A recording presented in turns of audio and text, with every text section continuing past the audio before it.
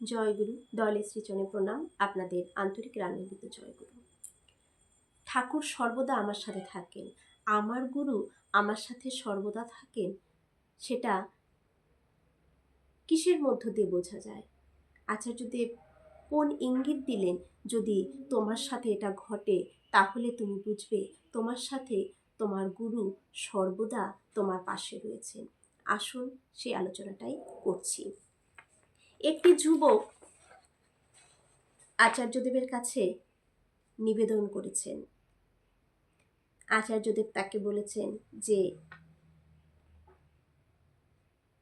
মানুষ হয়ে থাকতে চাও না আদিম জন্তুর অভিমুখে হেঁটে যেতে চাও? যদি মানুষ হয়ে থাকতে চাও তবে সংঘাতের মধ্য দিয়ে চলতে হবে।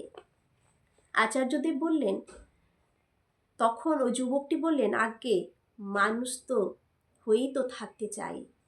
তখন আচার্যদেব বললেন, তাহলে যুদ্ধ করো।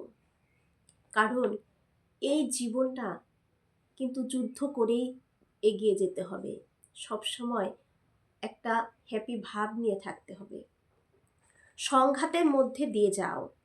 তোমার সংঘাত আসছে মানেই তুমি জেনে রাখবে তোমার সাথে তোমার গুরু আছেন।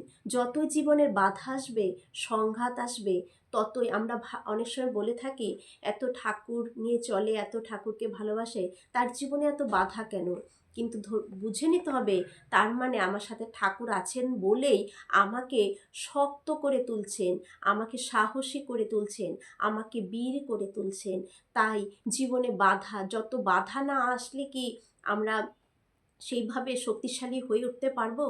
যত যুদ্ধ করব ততই শক্তিশালী হয়ে উঠতে পারবো। যেমন একটি বাচ্চা যখন প্রথম হাঁটা শেখে, সে কি একবারই হাঁটা শেখে? কত হোঁচট খেয়ে তাকে পড়তে হয়, বাধা আসে, তবে তো সে সঠিকভাবে হেঁটে এগিয়ে যেতে পারে। একটি ছাত্র যখন একটি ক্লাস ধীরে ধীরে ধীরে ধীরে অনেক উচ্চতরে ডিগ্রিতে চলে যায়, একবারই কি যেতে পারে? জীবনে কত কঠিন বাধার মধ্য দিয়ে একটার পর একটা এক্সাম হচ্ছে, সেই এক্সামগুলো পড়াশোনাগুলি টাফ হতে থাকে, একটা ধাপ এগিয়ে যায় আর টাফে পড়ে যায়, কঠিনে পড়ে যাচ্ছে। তাহলে কত বাধার সম্মুখীন হয়ে তবে ও সেই জায়গায় সে পৌঁছায়। সে জীবনটা তার মানে যত বাধা ততই কিন্তু বুঝে নিতে হবে যে আমার গুরু, আমার ঠাকুর আমার সাথে আছেন। কারণ তিনি আমাকে পরীক্ষা করছেন। আমাকে লোহা যেমন আগুনে দিয়ে পুড়িয়ে তাকে শক্ত তৈরি করে, তারপর পিটিয়ে শক্ত হয়, ঠাকুরও কিন্তু আমাদেরকে এমনটাই করেন। তাই সত্যানুসরণ গ্রন্থের প্রথমেই আছেন, সর্বপ্রথম তোমাকে দুর্বলতার বিরুদ্ধে যুদ্ধ করতে হবে, সাহসী হতে হবে, বীর হতে হবে। তাহলে সাহসী বীর হওয়ার জন্য আমাকে সর্বপ্রথম সেই দুর্বলতার বিরুদ্ধে আমাকে যুদ্ধ কিন্তু করতেই হবে। তাই তোমার জীবনে যতই বাধা আসবে, আঘাত আসবে, তোমার সাথে তোমার গুরু আছেন বুঝে নিও। কুমোর যখন মাটির হাঁড়ি বানায়, বাইরেটাকে যখন চেপে আকার দেয়, একটা শেপের তৈরি করে দেয়, তখন আরেকটা হাত মাটির হাঁড়িটার ভেতরে দিয়ে রাখে, তখন ওইটা আকার পায়। তুমি বাইরের ঠোকরানোটা, চাপ দেওয়াটা দেখছো, ভিতরের সাপোর্টটা দেখছো না?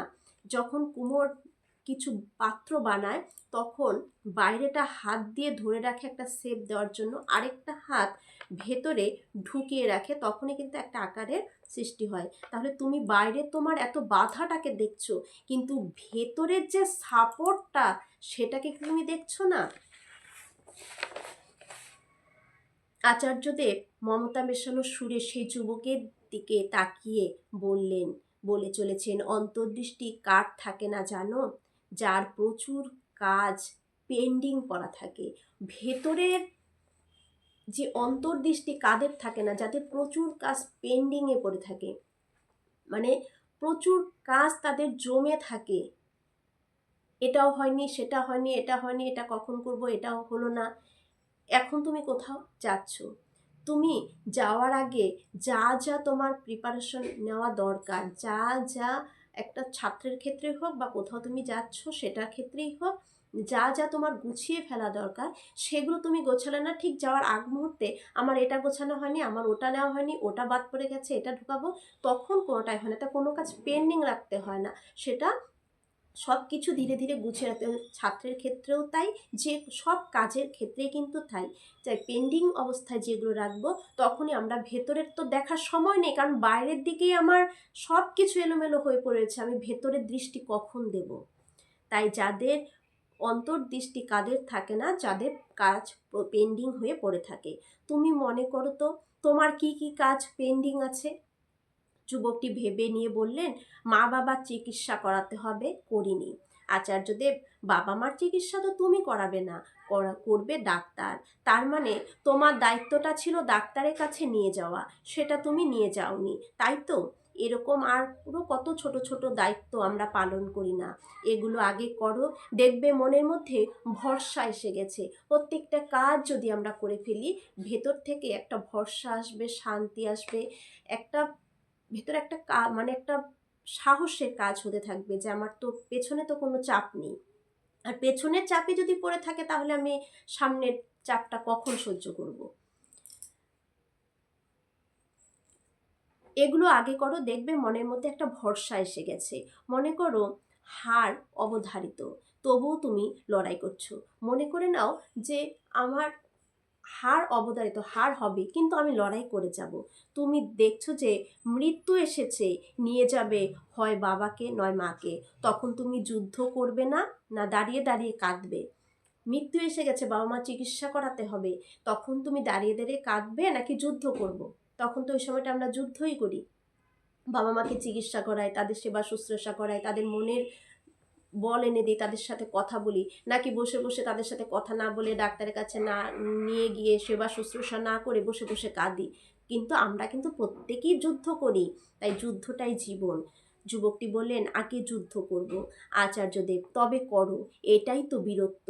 আমরা সব যুদ্ধে জিতি নাকি? সব যুদ্ধে কি আমরা জিততে পারি? পারি না তো।